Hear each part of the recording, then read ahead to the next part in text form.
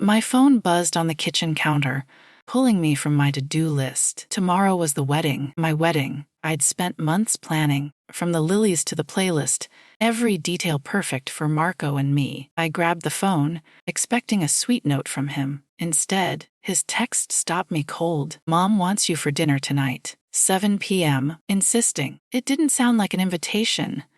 It felt like a summons. I typed back, keeping it light. "Sure, I'll be there," excited to see her.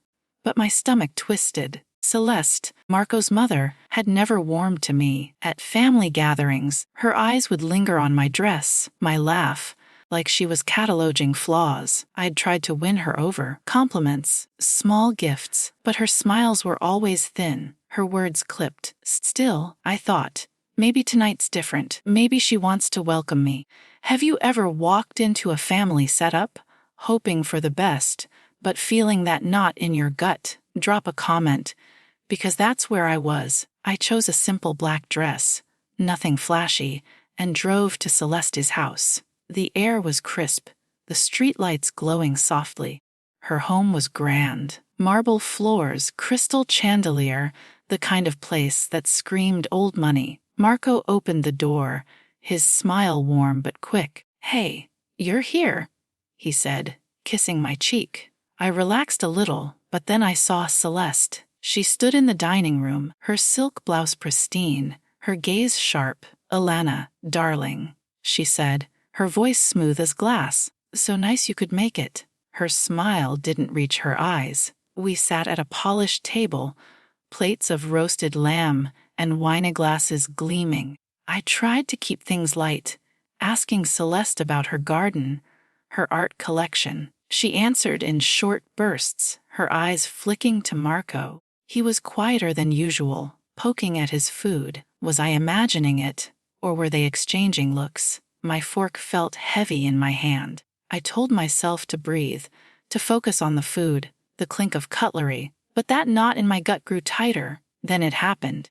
Celeste leaned toward Marco, her voice low, speaking in French. I caught every word. She didn't know I spoke it. "She's not one of us, Marco. Too simple for you." They both laughed, a quick, sharp sound that cut through me. My face burned, but I kept my smile plastered on, nodding like I hadn't understood.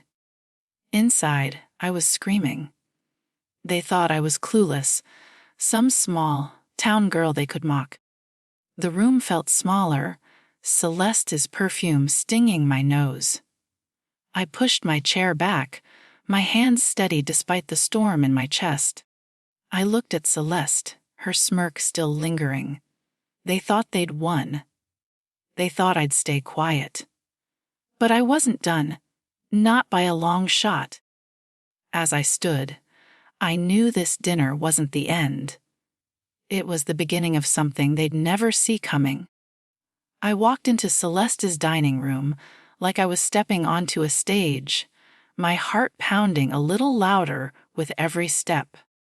The table was set like a magazine spread, white linens, silver candlesticks flickering softly, the scent of rosemary drifting from the kitchen. I'd practiced what I'd say in the car, compliments, questions about her life, anything to bridge that gap between us. After all, tomorrow I'd be family. "Celeste, your home is beautiful," I said, forcing a smile as I sat down. "Those paintings. Did you collect them on your travels?" She nodded, her lips curving just enough to pass for polite. "Yes, Paris, mostly. Marco's father and I spent years there." Her eyes flicked over me, like she was sizing up a dress that didn't quite fit. Marco squeezed my hand under the table, but it felt quick, almost obligatory. "Mom loves her art stories," he added, his voice light. But I caught it. The way he glanced at her, not me.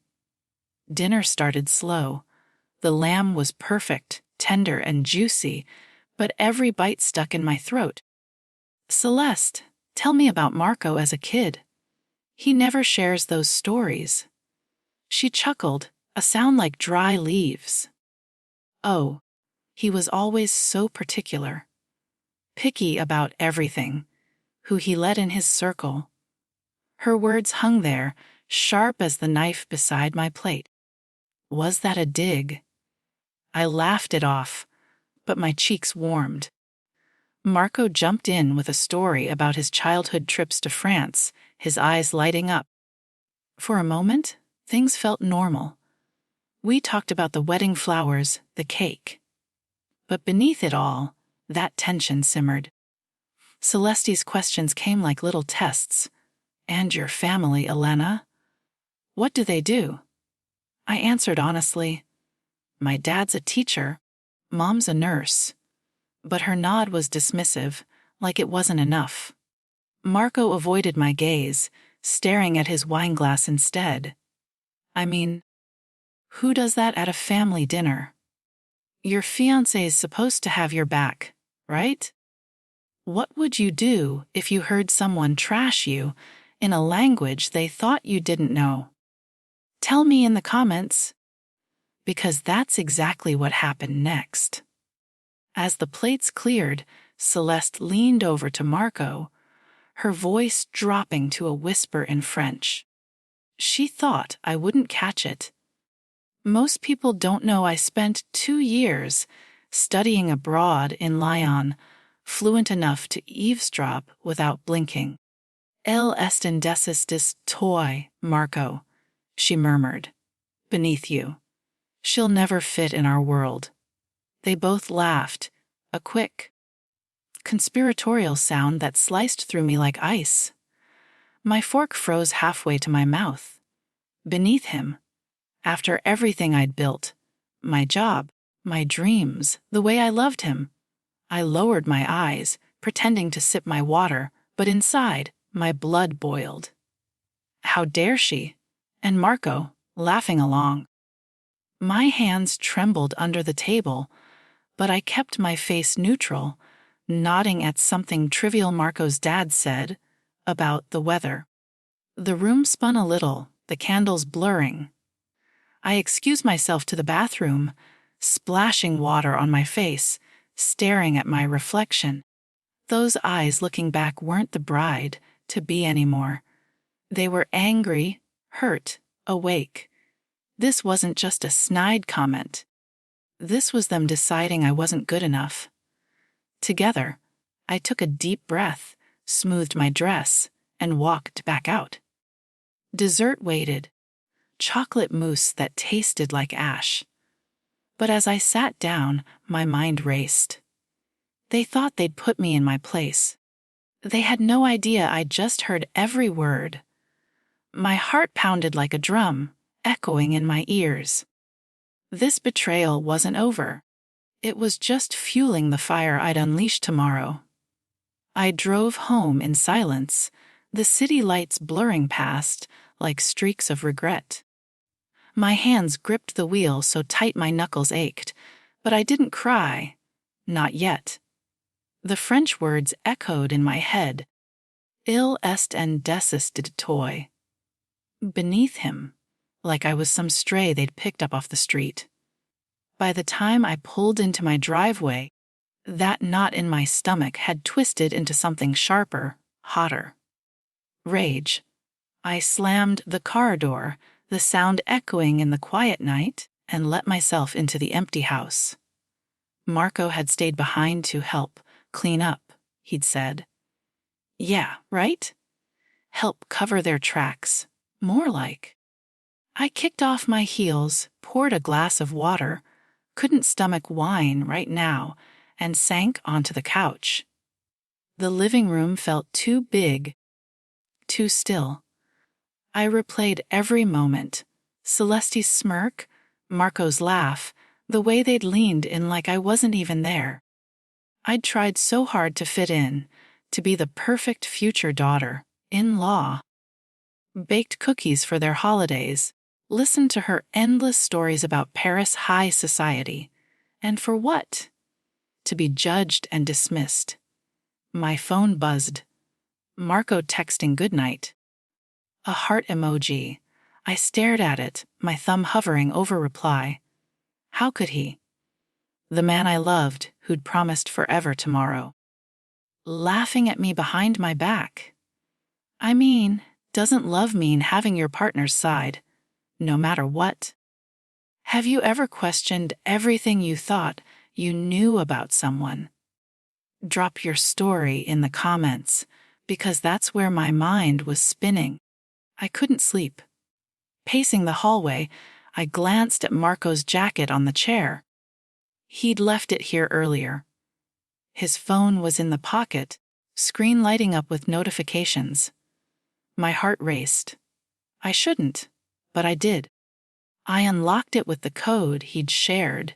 For emergencies. The texts with Celeste scrolled up, dated weeks back. We need to test her worthiness before the wedding, she'd written. See if she crumbles under pressure. If she does, you deserve better. Marco's reply, Mom, you're right. Dinner tomorrow, let's see how she handles you. My breath caught. Test me. Like I was some job interview. There were more plans too, subtly.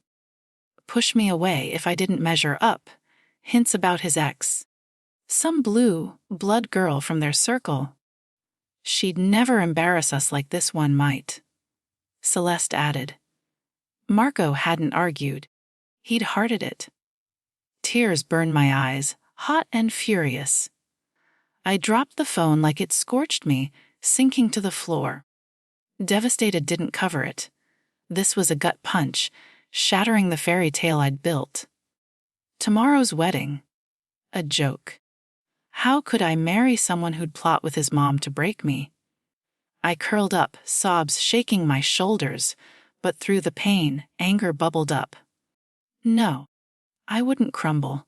I'd learned French dreaming of surprising him on our honeymoon, not for this. But now, it was my weapon. I wiped my face, stood, and marched to the bedroom closet.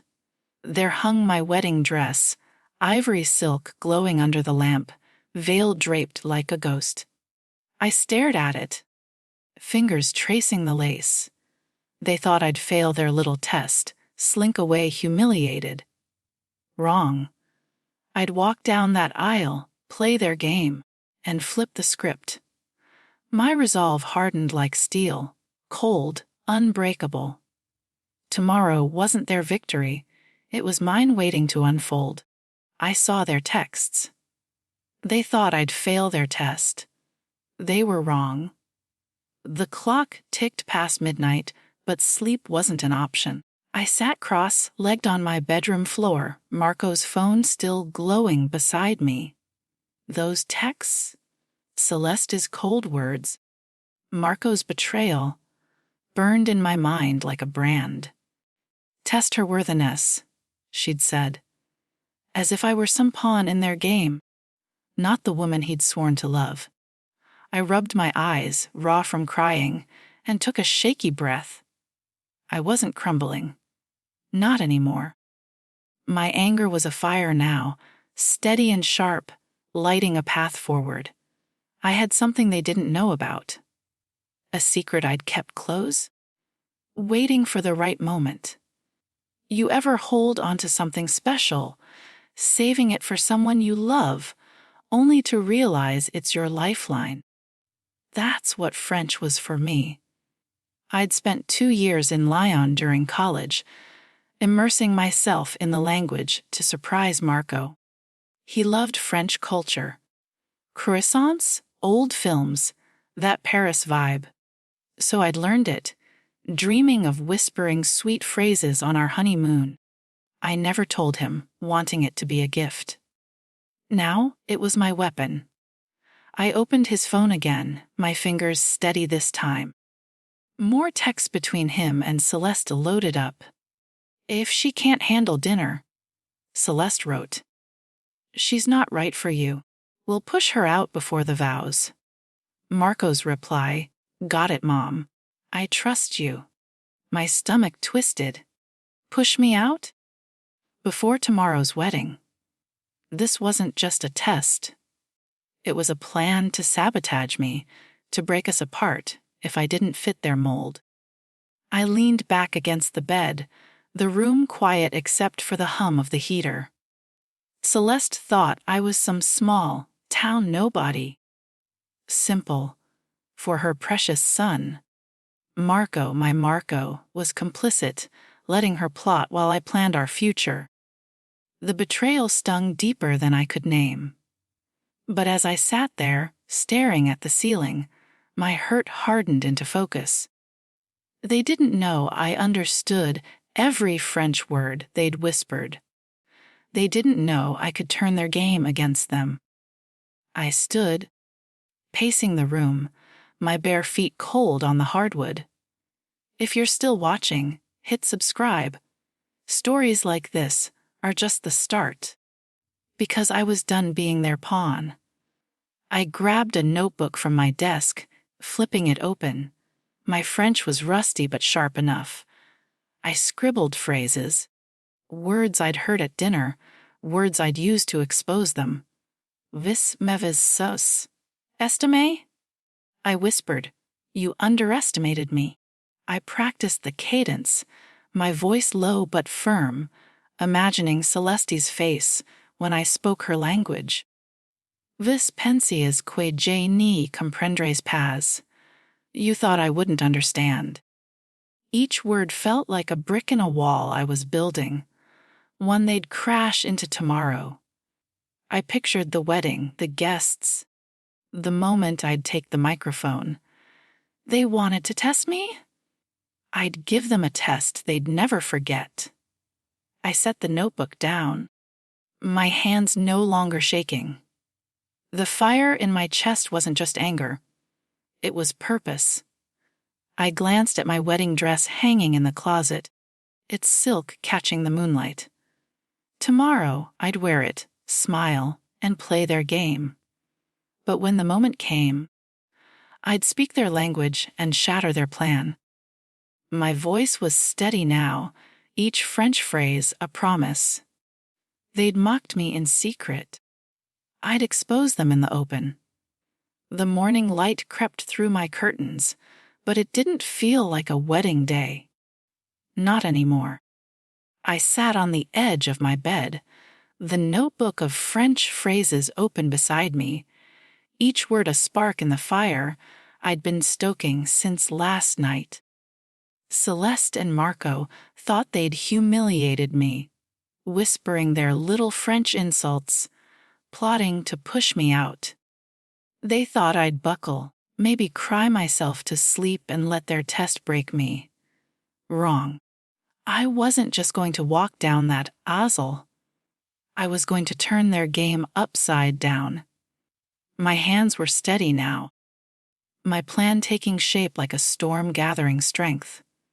I grabbed my phone and called my best friend, Sarah, the one person I trusted to keep my secrets and fight my battles with me. I need your help, I said, my voice low but firm. Marco and his mom, they're scheming. I found texts. They're trying to sabotage me before the wedding. Sarah didn't hesitate. Send me everything, she said. I'll dig deeper. She was a wizard with tech, always finding dirt where others saw clean slates. I forwarded screenshots of Marco's texts with Celeste, their plan to test my worthiness, laid bare. Check his email if you can. I added. There's got to be more. Sarah promised to work fast. She'd hack into his cloud if she had to. You ever have that friend who's got your back no matter what? That's Sarah. What's your go to move when you need to outsmart someone? Drop it in the comments. My plan was simple, but sharp. Play the perfect bride all day, smile through their smug glances, and then, at the reception, take the microphone and expose them in French. I'd repeat Celeste's cruel words, Il est indécis de toi, and reveal their texts to the guests. Let them squirm under the spotlight they'd tried to steal. I paced my apartment, mentally rehearsing my speech, picturing Celeste's face when her own language turned against her. Marco, too. He'd see what happens when you betray someone who loves you. I wasn't just fighting for me. I was fighting for the life I'd dreamed of, the one they tried to rip away. Sarah texted back by noon, a goldmine in her words. Found emails. Celeste sent Marco a list of standards you didn't meet. Also, she's been emailing his ex, pushing a reunion if you fail. My blood ran cold. His ex? That was their backup plan. I saved every file Sarah sent, printing them out. The paper crinkling in my hands like evidence in a courtroom. This wasn't just a test. It was a betrayal so deep it made my chest ache. But that ache fueled me. I wasn't their puppet. I'd cut the strings. I opened my closet, pulling out my veil, the delicate lace soft against my fingers. I stood in front of the mirror, pinning it into my hair, practicing my smile. It was perfect. Bright, warm, the kind of smile that hides a storm. They'd see the bride they expected, all sweetness and grace, right until I flipped the script. The mirror showed a woman who looked ready to love, but inside, I was ready to fight. You know that moment when you're done being nice. When you realize you're stronger than they ever imagined. That was me, veil on, fury locked tight behind my eyes. I set the table for my own kind of dinner tonight. The kind where truths get served. Celeste and Marco thought they'd planned the perfect trap. But I was setting one of my own, and they'd walk right into it. The wedding venue glowed like a dream I'd once believed in. White roses climbing arches, soft violin music floating through the air, sunlight filtering through stained glass onto the aisle. I walked down it in my ivory gown, veil trailing like a whisper, Marco waiting at the altar with that familiar smile. To the guests, it looked perfect, the bride radiant, the groom handsome, their love sealed in vows.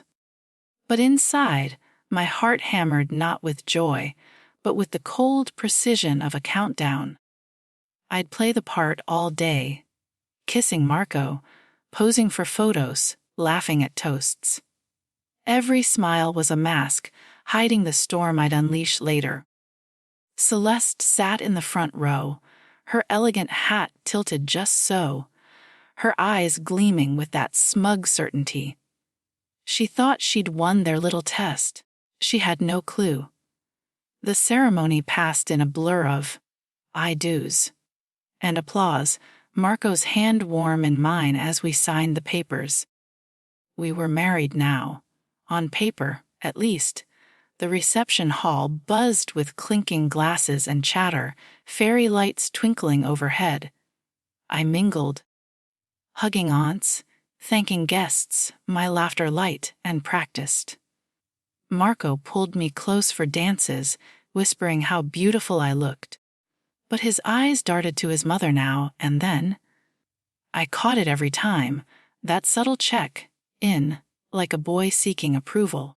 Celeste held court at the head table, her French accent charming the crowd as she complimented the florist, the caterer, everyone but me. Her glances my way were quick, dismissive, like I was scenery. Have you ever had to smile through someone's lies, pretending everything's fine while your blood boils? Tell me below, because that's what I did for hours. My printed emails tucked in my clutch like a loaded gun. Dinner came, plates of filet mignon and asparagus, wine flowing freely. Then the toast started.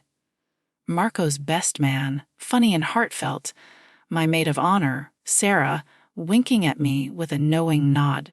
She'd slipped me a thumbs up earlier, her tech digs confirming more dirt on Celeste's schemes. Finally, Celeste stood, glass raised, her voice smooth as silk. To my son and his bride, she began in English, then switched seamlessly to French for the special part, assuming no one but Marco would catch it. Quels int a grau non. L'avenir nos dira si elle est la hotter. Whether she fits in or not, time will tell if she measures up. The guests clapped politely, clueless, but Marco chuckled softly, their shared secret hanging in the air like smoke. My fork paused mid-air, the veiled insult landing like a slap. Right there, in front of everyone, on our wedding day. I locked eyes with her across the table, my smile never wavering. Celeste's gaze held triumph, a flicker of challenge, as if daring me to react. Marco avoided looking my way, sipping his wine. The room's warmth turned stifling, the clatter of silverware fading to a hum in my ears. That was it. The final push in their game. They thought I'd stay silent, the simple bride too outmatched to fight back. But my moment was here, ticking closer with every heartbeat. Sarah caught my eye from the side, nodding subtly. The MC called for more toasts, the microphone waiting on its stand. I pushed back my chair, the scrape lost in the noise, and stepped forward. The crowd quieted, expecting sweetness from the new bride. My veil brushed my shoulders, my gown whispering against the floor. Celeste raised an eyebrow, amused. Marco turned, surprised. My heart pounded like thunder, but my voice would be steady. I'd speak their language, expose their plot, and watch their world crack. It was time. The microphone felt cool in my hand, the weight of the room pressing in as I stepped to the center. Guests turned, smiling expectantly. Phones raised, glasses paused mid-sip. Marco sat at the head table, his eyes widening slightly, like he sensed something off but couldn't place it. Celeste leaned back in her chair, her expression serene, that smug tit to her lips still lingering from her toast. I smiled back, sweet as honey, my veil framing my face like a halo. Deep breath. This was it. The moment I'd rehearsed in whispers all night. I looked at Celeste and smiled wider. She had no idea what was coming. Thank you all for being here. I started in English, my voice steady, warm. The crowd murmured approvals. Marco and I are so grateful. But before we celebrate, I have a little something to share, something special for my new family. I paused, letting the silence build, my heart thumping but my hands firm. Then I switched, seamless and flawless, to French. Celeste, Chieri, Wasavez dit her soir, que ja tes mun decis de Louis, beneath him, et a toast tout de lueur, si elle mesure up au non, vis pensiez que ja n'y comprendres pas. Gasps rippled through the French-speaking guests. Marco's cousins, his business friends. Celeste's face drained of color, her wine glass trembling in her grip. Marco froze, his fork clattering to his plate. I didn't stop. You whispered it at dinner, thinking I was clueless. And Marco, you laughed. You both plotted in texts. Test her worthiness. Push her out if she fails. Here, let me show you. I pulled out my phone, projecting the screenshots Sarah had prepped onto the venue screen. Texts, emails, Celeste's list of my failures. Even her notes about Marco's ex as a backup. The room erupted in whispers, eyes darting between us. Aunts covered mouths, uncles frowned. One guest muttered, "Mon Dieu," loud enough for all to hear. Celeste stood, her chair scraping back. face twisting in fury and shock. "Elena, how dare?" She sputtered in English, but I cut her off, still in French, my voice rising clear and unyielding. "Vous m'avez estimé. Vous pensez me briser. Non. Vous avez révélé que vous twice vraiment manipulatrice, cruel. It, Marco, mon mari. You went along with it. For what? To please mommy." Marco's mouth opened, closed, his eyes pleading, but no words came. The crowd's murmurs grew louder, phones capturing every second. Sarah stood in the back, nodding, her work done.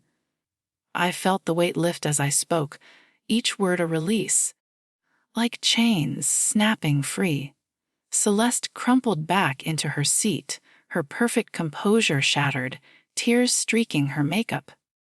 Marco reached for her, but guests pulled away, whispers turning to outright disapproval. "Disgraceful," someone said. I set the mic down gently, my gown rustling as I turned. No yelling, no tears, just truth laid bare.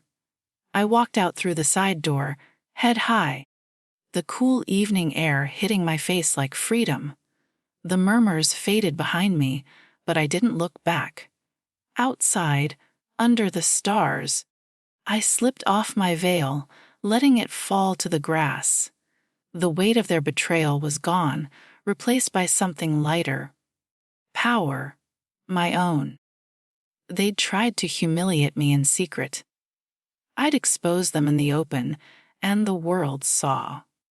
What would you do if betrayal stared you down like that? Share in the comments. I did what I had to, and it felt right. The morning after the wedding, or what was supposed to be one, dawn broke soft and quiet over my apartment. I stood at the window, coffee steaming in my mug, the city waking up below. No veil, no gown, just me in sweats, my hair loose. The night before, I'd walked out of that reception hall, leaving Marco and Celeste to choke on their own lies. I didn't look back as the guests' murmurs faded. Their shocked faces burned into my memory. I'd called Sarah from the car, told her it was done. "You're a legend," she said, laughing. But it didn't feel like a victory. Not yet. It felt like survival. I sat on the couch, the marriage license unsigned on the coffee table. I tore it in half, the rip loud in the silent room. No tears came. I wasn't sad anymore, I was awake. Marco's texts lit up my phone. Please, apologies, excuses about Celeste's influence. I didn't reply. Celeste called once, her voice clipped, demanding I explain myself. I hung up mid-sentence. They didn't get to control this story anymore. I'd spent months bending over backward to please them, dimming my light to fit their mold. For what? To be called? Beneath? Him. To be tested like some unworthy stranger. No more. I blocked their numbers, the silence that followed like a deep breath after holding it too long. You ever realize you don't need someone's approval to feel whole? That's where I was, standing in my own power for the first time in months. I called my lawyer, a friend from college, and canceled the marriage paperwork. "Smart move?" she said, promising to handle it clean and quick.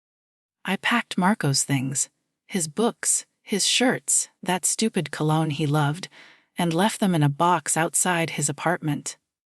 No note. No need. The truth I'd laid bare last night said enough. What's your story of standing up, of cutting out the people who drag you down? Drop it in the comments, because I was done carrying their weight. I spent the day reclaiming my space. I rearranged my furniture, tossed out the wedding planner's notes, and blasted music Marco hated, loud, angry rock that shook the walls. Sarah came over with pizza, and we laughed about the guests' faces when I'd spoken French. Celeste looked like she'd swallowed a lemon, she said, grinning. I could still see it. Her makeup streaking, Marco's silence, the room turning on them. But the laughter faded, and I felt something new settle in. Peace. Not the kind that comes from winning, but from knowing I didn't need their world to be enough. By evening, I walked to the park near my place, the air crisp, the leaves crunching under my boots. The sky was pink and gold, like a promise of something better. I thought about the girl I'd been, so eager to please, so scared of losing Marco. She was gone now, replaced by someone stronger. Me. Elena, who'd faced betrayal and walked away taller. I didn't need their approval, their fancy dinners, their whispered judgments. I was free, and that freedom tasted sweeter than any vow. I stood there, smiling into the sunset, my breath steady. A new day was coming, and I was ready to live it on my terms. Their whispers couldn't touch me anymore. I was enough. Months passed like a fast-forwarded movie, the sting of that wedding day fading into a distant hum. I stood in my new office. Sunlight streaming through the window, papers stacked neatly on my desk. I'd landed a promotion at work. My French fluency now a tool for leading projects, not just exposing lies. Life felt lighter, like I'd shed a heavy coat I'd worn too long. Sarah sent me a text one morning, a screenshot from a mutual friend. Marco's business was tanking.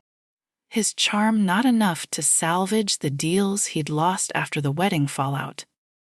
Celeste? Her social circle had iced her out.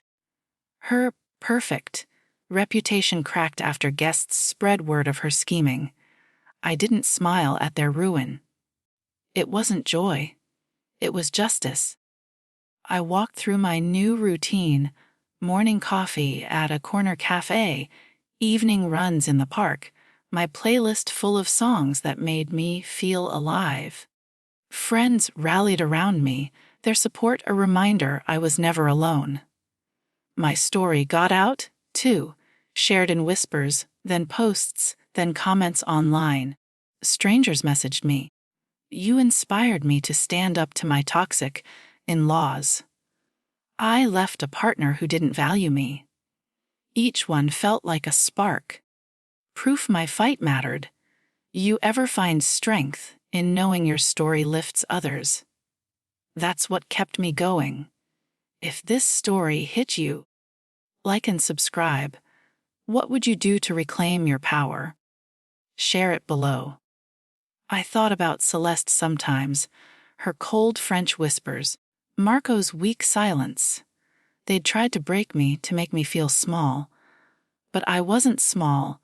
I was Elena, flawed, fierce, and done with their games.